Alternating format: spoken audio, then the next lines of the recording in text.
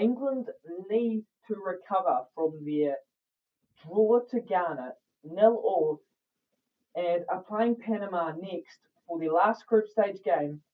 And if they want that top space, they need to win this. Now, Panama are already knocked out of the World Cup, but they will be here to play, and they have actually looked decent within this World Cup.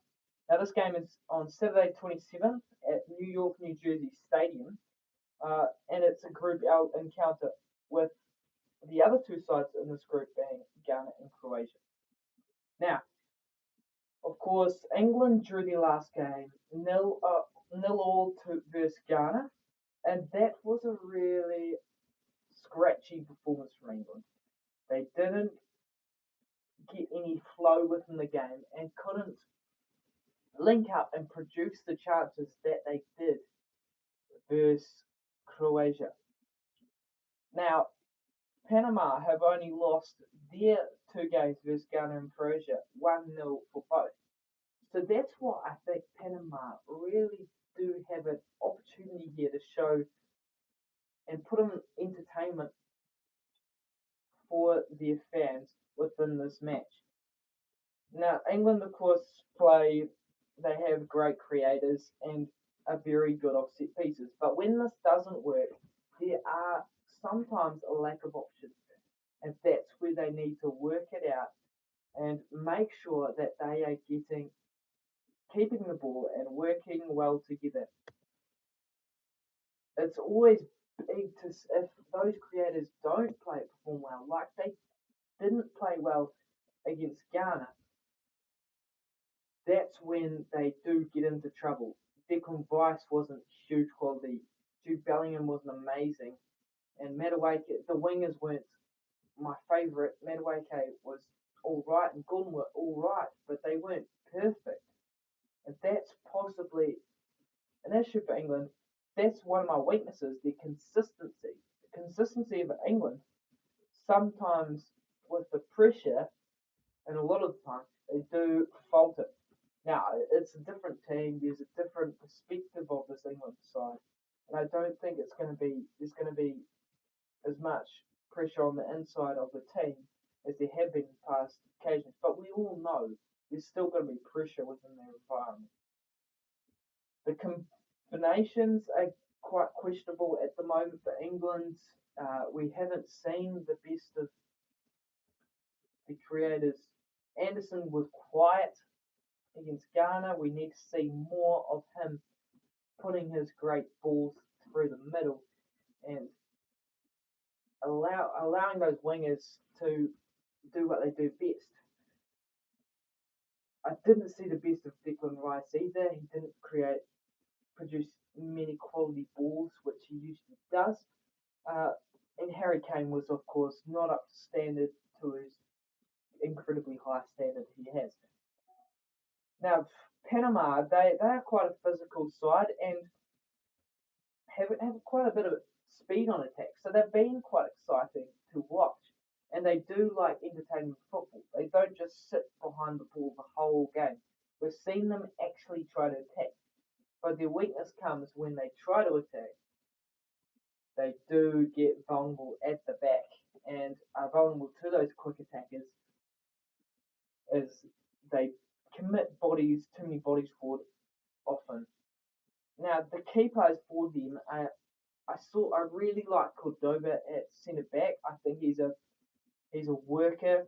He does produce a lot of defensive contributions, and I really liked Rodriguez on the left wing as well, as he is a big option for them making those quick runs down left and putting balls in.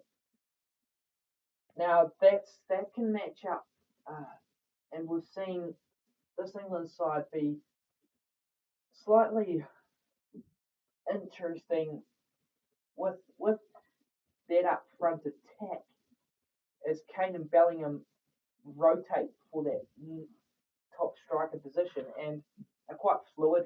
Kane likes to drop, Bellingham likes to hang around and make runs. So that could be interesting to see how they work that out. And I think if they do play well, those two, they England will reap benefits, and I think they will put a big performance out if that does occur. Now, I think they will stand up this game, and that's just because of the quality they've got on their side and what they can do with the players they do have. I think Thomas Tuchel, that was just a blip for them, I'm guessing, but I think that, Bukayo Saka will come into that starting lineup for England as Madueke did not perform as well as England were hoping he would, and he looked quite frustrated as well up there. So possibly Saka, he's the better quality there, and coming back from injury, I think hopefully he is full fitness for this England side. Now we haven't seen the best from Spence and James either. James hasn't been involved very much at all. So, and with Tuchel's system, he isn't involved hugely because they do like to use Rice on the inside and Gordon on the outside, and there's not many overlapping runs or attacking moves they produce with them. Now, big tactical point here is Panama are out, so are they going to go for the win? And if so, England won't have to worry about breaking them down because there will be opportunities on those transitions. But if they do decide they want the draw here, Panama, or a close result, it could be interesting because England would have to break them down and take time to get through that Panama defence.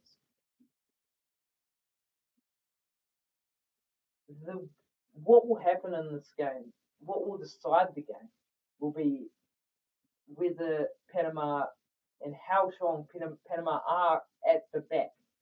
If they're strong at the back, this could be an interesting encounter. It could go the full 90.